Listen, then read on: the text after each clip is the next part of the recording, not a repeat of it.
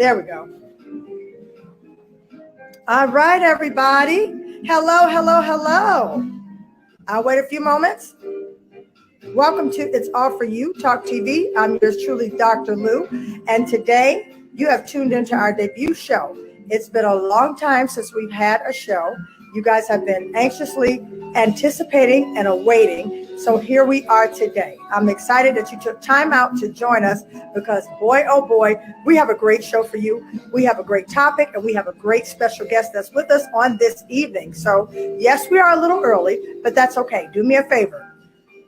Subscribe to my YouTube channel. It's All For You, Talk TV with Dr. Lou. All right. Go on my Facebook, on my Instagram, dr._L Buckley. Okay. And my Twitter, Dr. Buckley Talk, to find out what I'm doing, to find out what our next show is and what's going on with us. All right, ladies and gentlemen. So please hit the share button. Hit it right now. Let people know that It's All For You, Talk TV is on. All right. So listen, this is going to be hot, okay? This is going to be a hot show on tonight. I know that this is going to turn into a segment because the topic is just so broad and so deep to where it's going to be a lot of discussion going back and forth. So I just want to kind of jump right in and kind of get to talking. But first things first, I just want to say thank you to our sponsors. Thank you to my husband, and thank you for those who are believing in this show, who have followed this show for years, and who have gave me the momentum and the encouragement to continue to do it. So thank you to you guys for always being supportive of It's All For You, Talk TV with Dr. Lou. All right, so listen, I'm just excited because we've all experienced this one time or two in our life. All right, we've all have experienced this type of relational trauma or dilemma situation, whether if it's in a friend, whether if it's in a family, or whether if it's in somebody, a loved one that's very close to us. Ladies and gentlemen, I'm going to be talking about betrayal. That's what we're going to be doing. And tonight, we have a special guest that's with us. That's right. I flew her all the way in here from the Bahamas. So we have a special guest who's going to elaborate with us. I'm going to interview her. Can we do the volume a little bit, please? I have a special guest that we're going to be with on tonight. I'm excited to have her. She's so sweet, so wonderful, a woman of virtue and class and distinction. Okay, let me just read this right here. Our special guest, we have an awesome jewel. All right, she is the 3 best-selling author, a mentor, coach, motivational speaker, and an event host. Her books, The Weight of the War. Oh, wow. Oh, no, The Weight of the Weight. I'm sorry. I don't have on my readers today, but I will have them on in the next show. All right. The Weight of the Weight. That is serious. WEIGHT of the Weight. WAIT. We're going to ask her about her book. So guys, hold on. Okay. We're going to get into some stuff, but we're going to get to know our guest before we get into some stuff. All right. All right. Her next book, I Declare War, Spiritual Warfare Declarations. That's going to be pretty serious as well, too, to talk about. And she's also the co-author of Dreamer on the Rise, ladies and gentlemen. I want to introduce to you all Dr. Tavara Johnson. Let's bring her on right now. Hello. Hi, how are you? Hello. Thank you for coming and joining us on tonight. Thanks for having me. I'm so happy to have connected. I'm so happy to have gotten with you. And thank you for rising to the occasion and saying, yes, I'll do it. Yes, let's talk. Yes, let's go. Yes, I'm excited. Great. All right. So do me a favor. Tell us who you are, where you are, and what you do. Okay, well, in a nutshell, I would say I'm a woman of God. I'm a woman of faith. Of course, I'm in the Bahamas, so I do mentorship, coaching. I have graphics company. We have Emergence Media Group. I haven't completely rolled it out yet, but they will hear about it here. So we have Emergence Media Group. I'm a radio host, event host. So that's just a bit of some of who I am in a nutshell. Okay, great. Now you live in a very tropical area. Yes. The weather is always nice. Yes. Tell me what's so beneficial and what you love the most about living in the Bahamas. So one of the things I like most in the Bahamas is because it's relaxing, it's calming. Of course, our people, we're resilient people, we are great people. There are a lot of things that we would have encountered. Because we live in the Bahamas, we are prone to a lot of hurricanes. And so we've been able to weather through a lot of those things. So I would say that's some of the things that I love about being here in the Bahamas. Is my hometown. Like I said, we're resilient people, we're great people, we're nice people. And of course, we have great food and great culture. I was getting ready to say, I love the conch fritters, all right? Yes. Being a South Florida native, I got introduced to conch fritters at a very young age. And every time I go, because I'm in Atlanta now, but every time I go back to Miami, Florida, or in that area, I make sure I grab on me a delicious conch fritter. So thank you for your culture, your tradition for introducing the world to conch fritters, because those are yes, anything conch is good. yeah, oh my gosh. Oh, the food is just amazing. All right. So tell us a little bit about your book, The Weight of the Weight. What inspired you to, I know it's, yeah, that's a serious one and you can take your time a little bit. Tell us about the book, The Weight of the Weight. What inspired you to write that? Well, of course, I'm a single woman. So being single, sometimes it could be a weight, which is a WEIGHT.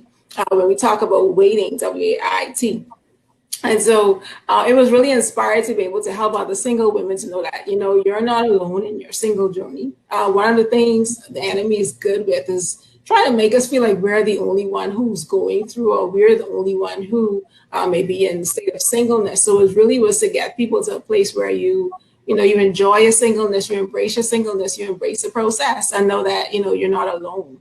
And so that particular, it's a 30-day devotional. And so one of the things so one of the things I have in there also too is I have what I call thought-provoking questions. So it allows you to be real and be honest with yourself. I know one of the questions is like, why do you want to get married? Some people just want to get married just to say that they're married, but do you realize that marriage has to do with ministry, it has to do with covenant? It's a whole lot of work. It's not, yes, you may have some nice pictures, but it comes with a lot of work and warfare and a whole lot of things that it comes along with. You're absolutely right. What would be your favorite chapter of this book that you wrote? I would say. Tell us why. What would be your favorite chapter of this book, and tell us why? So one of the chapters in there talks about rehearsing the past, and I would say that would be one of my favorite ones. Wow. Only because if you keep rehearsing the past, you won't be able to move forward. Sometimes a lot of people, we have what they call like when you have scabs, and they keep picking at it and picking at it and picking at it, instead of allowing God to heal them and really, allow them to be able to move forward.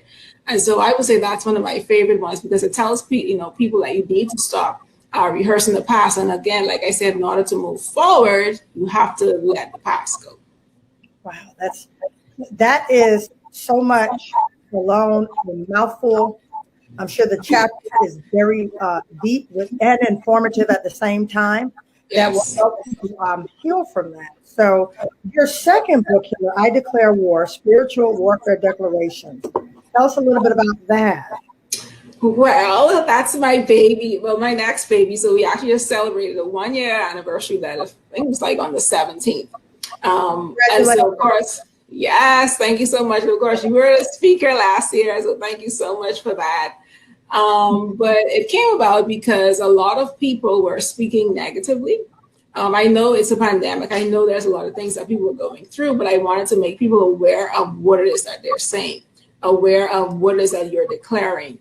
One of the things about the spiritual realm is that it doesn't recognize whether or not what you are saying is facetious or not, if it's fake or it's false or if you're just joking or anything like that. Once you would have released those words, then, the atmosphere, is just pretty much going to take root. So I wanted to make people aware of what they're saying and to kind of change their thought process or their mindset in terms of what they were declaring, even in the midst of a pandemic. Okay, that sounds good. that book is very helpful. I definitely need information on that book. Yes. Yes, there's nothing like having manuals and tools around the house, Yes, so you can refer to. Absolutely. So when you need it, you can pull it out and use it when necessary. Yes. All right. So we got a third book here. So you've been very busy, and that's great.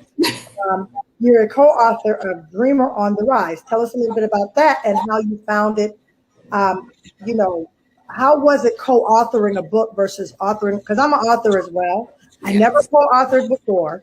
So kind of tell us what was the difference that you noticed between being, an author on your own and co-authoring with a book and how it came about. Well, the first difference would be that you only have to write a chapter versus writing several chapters. So, so that would be the first difference. And then the other thing is that you get to meet other people. So you get to learn different perspectives, mindsets, cultures, if that's the case. Because it's always good connecting with people. Sometimes being in your own little space, so to speak, you may not necessarily be able to connect with people. But when you have an opportunity like that, it definitely allows you to, to be more out there. It allows you to connect more and kind of like even get your ministry or your brand or whatever it is that you're working on out a little bit more as well. My chapter in that book was overcoming a dry season. So, yes. Yes. Yes, it was because the dry season or the barren season, that's a time where we don't like to be. It's almost like you've been in the wilderness. Yeah. Yeah. So, and you have to know how to manage while you're in that dry season. It's a tough place, it's a tough spot. Sometimes you wonder if God is there, if he's hearing you. Or not. Sometimes the relationships that may be there, they're no longer there. Like there's a disconnection, like so much goes on. In your dry season because God is really prepping you, he's pruning you for when time for you to get to that next level.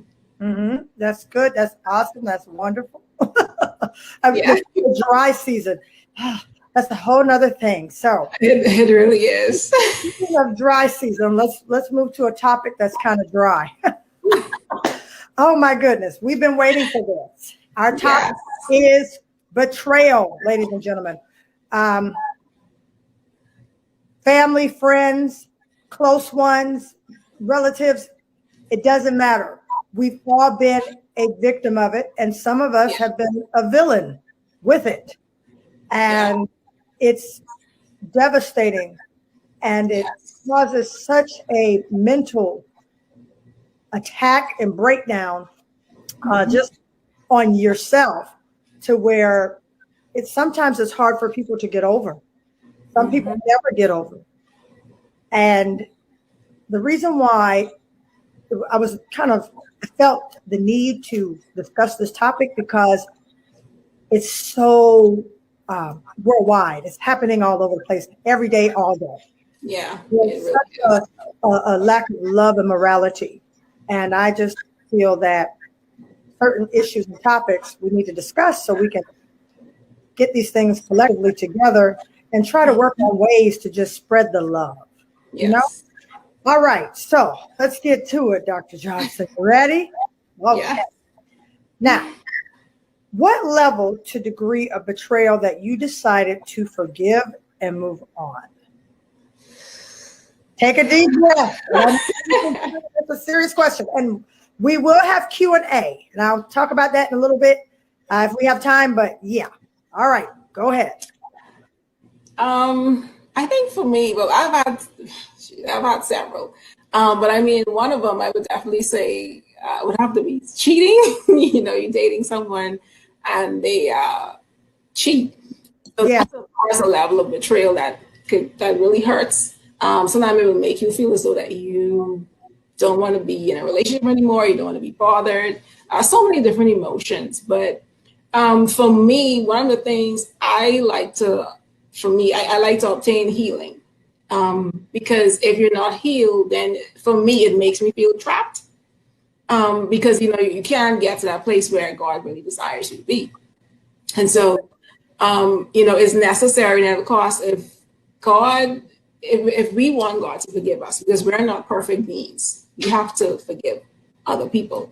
It's hard. It hurts. Sometimes it takes you a while, but one thing I can say with women, once a woman recovers from betrayal, I mean, we just, because I mean, we're very resilient. Yeah, People. we are. We are. We're very resilient. We are. How would you describe someone who's been betrayed and is still having a hard time getting over it? How would you, like, how would you mentor someone like that? Well, first things first is to find out like why they want to hold on to it. I find that some people like to have excuses to be able to hold on to certain things, to be able to maintain that posture or the attitude or being angry or being upset. And that's not really a good space to be in, because as we see now, we have people who are 40, 50, 60, and they're still holding on to things that would have happened. And it's affecting their daily life because it affects your relationships, how you even deal with other people. It stunts your growth as an individual, because there's only so far you're going to go. And at some point, if you don't deal with that, you're going to always keep going through a cycle. So at some point, you have to get sick and tired of being sick and tired, like they say. Right. In order to be able to move to the next level. So I would tell people, really try to obtain the healing, find out why is it that they really want to hold on to this thing. Is it because, mommy said something, daddy's holding on? That's another thing. There's so many people that are holding on to hurts because of a family, from their father or their mother. This one upset, and then you're still upset. And it didn't even have nothing to do with some of them either. So that's another thing, another sort of betrayal, I would say, that people have to deal with or to get over. But I would tell people, you just have to let it go. You just really have to let it go. It hurts. And I know a lot of people don't like to deal with hurt, or they don't like to, when I say deal it in terms of to be able to be healed from it. A lot of healing, it requires you to dig deep. It requires you to be honest with yourself. And a lot of people don't like to be honest with themselves. It requires God to prune. It requires him to do hard surgery to kind of get over some of the things that you dealt with. Dr. Johnson, I personally, because we've all been through it, and we've kind of all developed our own little psychological mental tactics to try to conquer this thing. I avoid the triggers and avoid the like if you get a flashback, avoid the triggers with the flashback. Yes, you can help it because sometimes the trigger comes unannounced, and you're just minding your own business. And you're doing your own thing, and you're cleaning the house or something, and you could see something on TV. Two sisters arguing, and take you down memory lane where you and your sister had an issue and she dated your boyfriend. It'll return. So turn the TV off or the radio, whatever it is that's going to give you like a flashback, right? Yeah. How do you feel about that? Well, you definitely have to avoid your triggers. I mean, you make sure that you not just recognize it, but you actually you have your truth in that, saying that, okay, this is a trigger for me. And you need to try to work on those triggers. I'm not saying that things won't happen, but they shouldn't be happening more often than other times. So I would tell people, definitely work on their triggers. I know for me, some of the things that I've done is, in order to be able to function, sometimes depending on what I have going on, I like to compartmentalize my life. I know some people say you don't do that, but that's my way of managing other areas, because if I don't do that, if let's say I'm in a situation where I'm hurt by being betrayed, then it's going to cause me not to be able to move forward in other areas. Mm-hmm. So what I would do is I would still move forward in the other areas that I need to move forward in, but then at the same time work on obtaining that healing.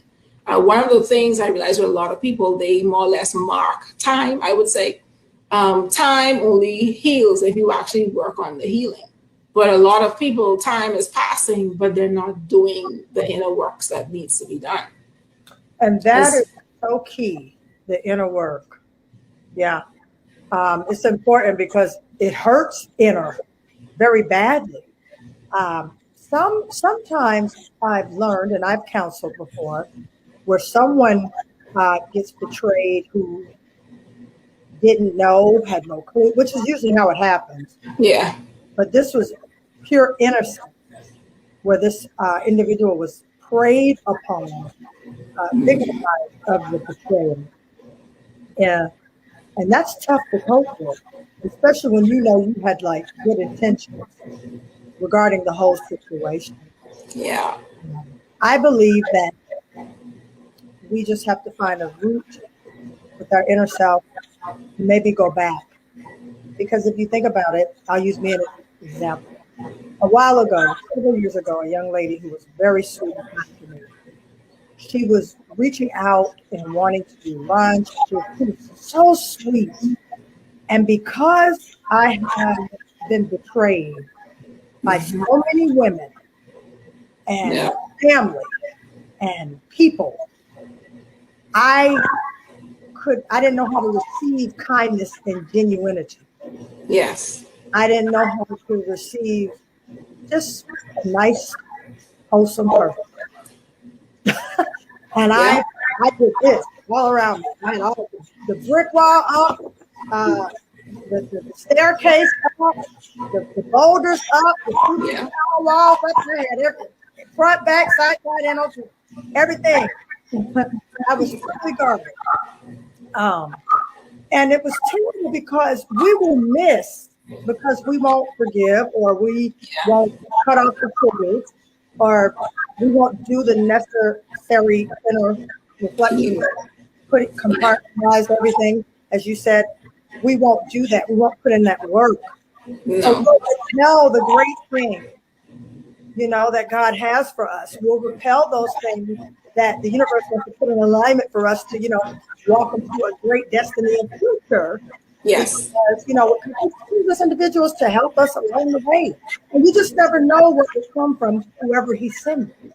So, I believe I missed out on several great relationships because of that, because I didn't know how to receive someone who was genuine because of always being betrayed.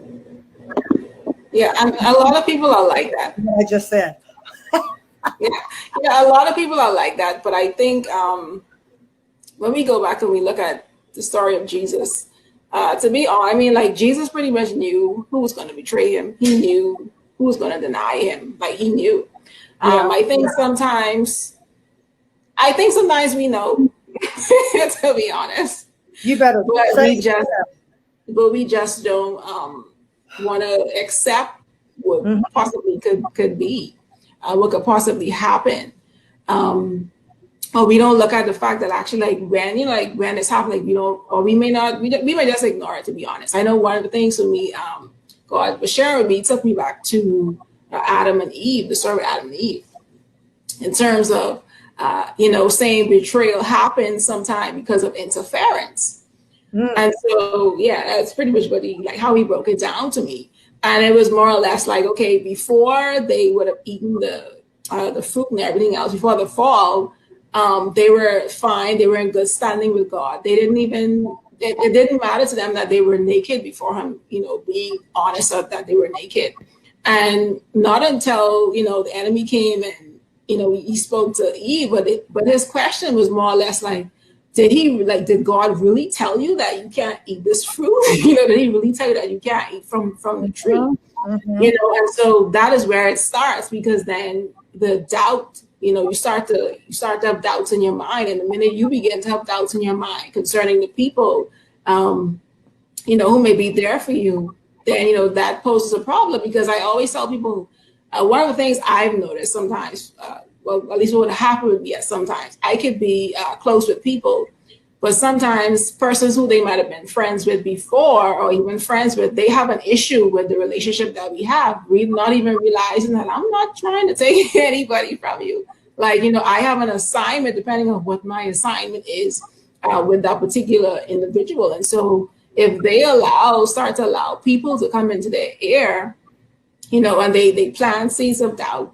And so, that happens, and they start to question, okay, what it is that you would have been saying, counsel that you would have been giving them, advice that you, would have been given them. And then what happens then? They go ahead and they eat the fruit, because it got to the point where Satan was pretty much saying, he's like, I'm sure, God will definitely be okay. Almost pretty much what he was saying. If you eat this fruit, like, he knows that you will now know good and evil. So he almost was speaking as if he was God's mouthpiece. He was speaking like he was really hearing from God. And so this would have convinced Eve, those to go ahead and eat the fruit. But what happened is that, so when they would have now went ahead and eat the fruit, they had Jesus in the garden, God in the garden, and he's looking, for them, they began to hide.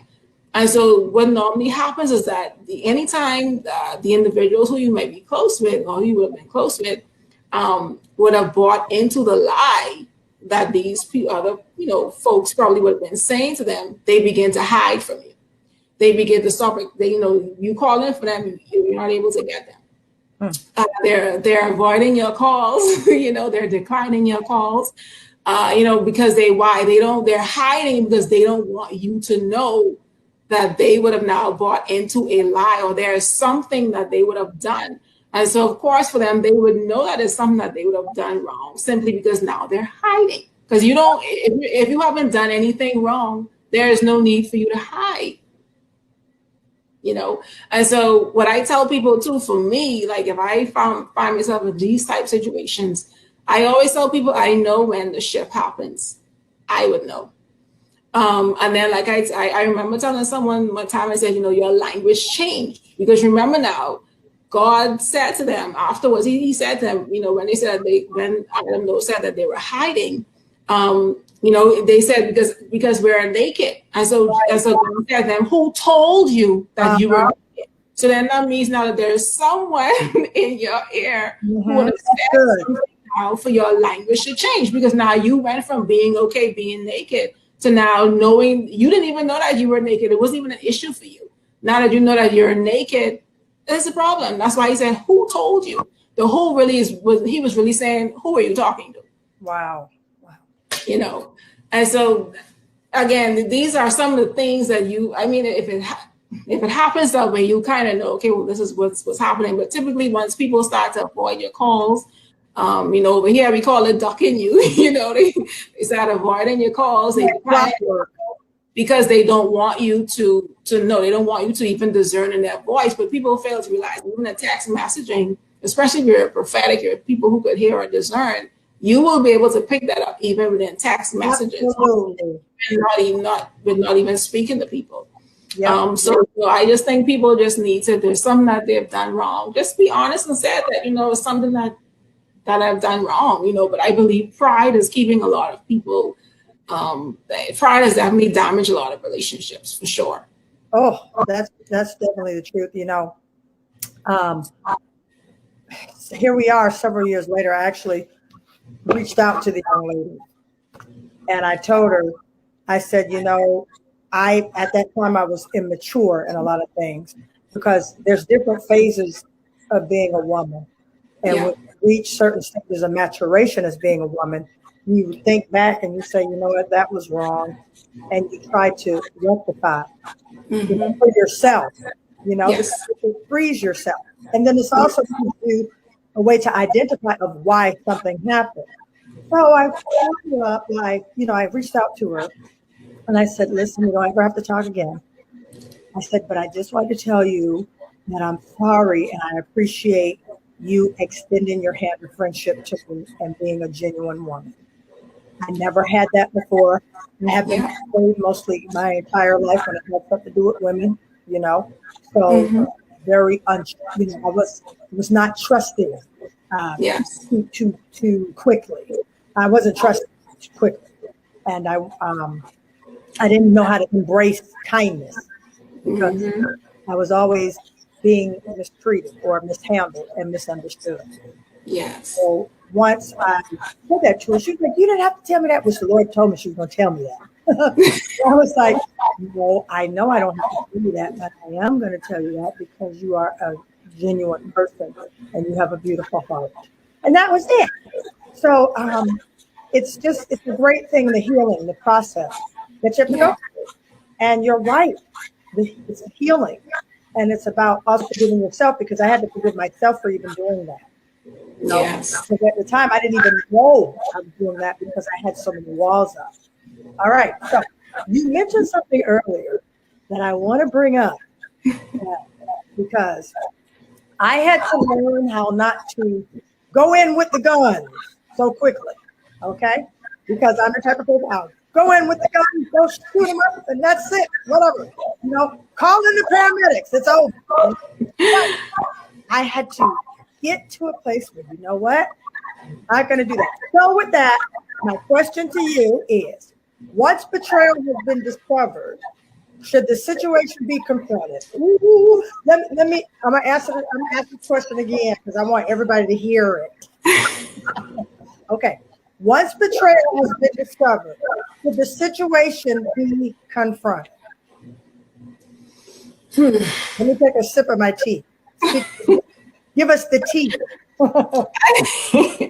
I think if you can, you should. I know with Jesus, he pretty much like let them know, hey, like I know this is what you're going to do to me. The problem with that is that sometimes people are very offensive. They're in a space where they're offended. Mm-hmm. So sometimes you can't even have a conversation. Sometimes time may need to pass. And then, you really speak to God to say, hey, or to ask him to let you know when to have conversations. Because God will do that. He will let you know when you could say certain things. And then I think sometimes it really depends on, for me, sometimes it's like, is there, and I know I shouldn't do this. Like sometimes it's better not to. I feel like salvaging the relationship or not. It really depends on how I feel. Some things, some situations are really not salvageable. It's just really not. Right. It just really isn't. And the only thing it's going to do is frustrate you when you're trying to talk to these people because they're at a space where they can't. Well, one, they don't want to admit that they're wrong. That's number one. So because they don't want to admit it, they won't be able to see it. But you have to be okay with, this is where you have to be okay with sometimes not getting apologies from people. Some apologies you just will never get. And you have to be okay with that. So I would say it depends on whether or not the relationship is one that could be salvageable. Mm-hmm. And so it really depends on, I would say, betrayal is betrayal, but I would say that the level of betrayal. Because when we look at Jesus, Peter denied Jesus, but Judas actually went, he was actually looking for the chief priest to actually betray Jesus, to betray him. So I would say it really depends. And I know I saw something where it says that, discern between your Peter and your Judas. Peter had a bad day, but Judas had a bad heart. So if someone has a bad heart and they're not, for me, and they're not actively working on trying to, get themselves together, the inner healing, so that there can be transformation and change, mm-hmm. I personally would just leave it. Now, if it's a Peter situation, I'll give you time, to catch yourself and whatever else, and then we can go ahead and we can have a conversation when that's done. Because I've had that. Even happened to me recently. I actually had someone who would have stopped talking to me about a year ago. I didn't do anything to them. And then they actually came back. So I opened my, I had my open arms. I was like, how the father did with the prodigal son. But I had a conversation. I waited a little while, probably a couple of weeks. And I said, listen, we need to talk about this thing. But they were open at that time because I would have already kind of welcomed them back, so to speak. With not judging or not fussing at them or arguing with them. I said, okay, I would have already made peace with it because I guess I didn't do anything. But I didn't want them to feel condemned or I was, really upset. Like, no, it wasn't, for me, that was more of a Peter situation. Oh, so yeah. I guess the best, in this type of situation, as far as confrontation, when the betrayal has been discovered, pick and choose the battle and timing. From what I gather, what you just said, timing is of importance when it comes to that because some people are not confrontational and some people are, and some people don't know how to handle confrontation. So even if they're not confrontational. Some people just don't like confrontation. They would just avoid at all costs without really having any discussion. I have to bring you back because these questions get deeper now because we want to know, because I did a preview just asking a couple of affiliates just to give me some questions and stuff. And they want to know, inquiring minds want to know, okay, they would like to know, how do you handle a situation where, and make sure I'm reading this correctly, I had to write this down as they wrote it to the email. How do you handle your friend is friends with someone who betrayed you? Yeah, let me. That's why I said this gonna be a couple segments. Yeah, Go get deeper and deeper. So, how do you handle your friend's friend is a person who betrayed you? So my friend is a friend. My friend is friend with the enemy. My friend is a friend. My friend is a friend. Yeah, my friend is friends with the enemy. Yep. Well, in that regard, so it depends. Now, some people could decide to cut them off, or I would say you just. Again, we have to. These are the options here. You could cut all together, or you could definitely maintain boundaries. When we look at Jesus, he had the 12 disciples, but the reality is that they weren't on the same level. Not everyone was in accordance. So you have to be for me, I know certain people in my life, I know exactly where to place them. I know this is someone I could call to talk about stuff. Talk about or something, or I know, you need to be to, certain things I can't discuss with you because I don't trust you enough to have those conversations. So again, we have to learn to categorize people. I mean, people don't like to talk about it, but it is what it is. If you're gonna be able to be successful in a lot of your relationships, or even just your life in general, you have to be able to categorize people, and you have some in the outer courts, you have some in the inner courts. You can't have them all the same place. It just doesn't work that way. No, you're right. I call myself Queen Boundary. I established that because the world is actually big, but it's also small. Yeah.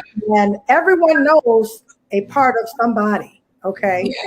And I've run into it. I know everyone has run into it where they are close with someone and they link up with somebody who is like, but what I've done is I don't say anything. I just call back, observe, and depending on how long I've known this person, that's how I kind of handle it. But I still don't say anything because it's going to come to me if there's something being said about me, or it always comes out. All right. Yes. It doesn't come out in the wash. It comes out in the rinse. So it's going to come out. I what? So I sit back and watch. So I say that, ladies and gentlemen, tell you, if this is what helped me. I don't go up on my friend. I don't say anything. I love my friend. I continue to embrace my friend. I just stay on the watch for their friend because I know what their friend is. Now, I do give the benefit of the doubt because people do change. People have the ability to change, according to, a lot of psychological data. It takes 21 days to break a habit. All right. So this person could have went in their closet, quiet time with God, got themselves fixed up, fasted and prayed, and could not be that, vicious, conniving, two-faced person that they are. But wait back and see. But have your boundaries, like Dr. Johnson and I are saying. Keep them in place. Yeah. You're ready. Because especially if this person just came on the scene, you really need to be mindful and prayerful. I would say just kind of, like you said, observe them. Look at their fruit. How do they deal with other people? What is their track record? Because I mean, the reality is people are going to talk about. They're going to talk about how their different friendships were. So look at their track record to see exactly what's happening as it relates to all the friends. Is everyone? Because you have some people where everyone could do something wrong except for them. So, you know, you got to look to see, okay, is this someone who takes responsibility? No. And things What's happen. that? You know, yeah. So these are the things. And those are the ones that are always betraying people. No. But it's the truth. It's really the truth. Yes, ma'am. I'm trying to keep it conservative, but it's very hard. I'm trying. You know, it's definitely the truth. But people just have to maintain boundaries. And stop expecting you other people. We place these expectations. We place these expectations on people, and they can't live up to it. Right. You really just have to, one of my favorite quotes is from Maya Angelou. Let people show you who they are, believe them. Out of here. But we have a tendency to repaint this picture simply because, no, I don't believe that. God is showing you. These people try to kill you. Sometimes I like to say that, they're doing things, but you're ignoring all of the red flags. So the red flags aren't just for relationships when you're talking about dating. They're for platonic relationships as well. It's a vicious world.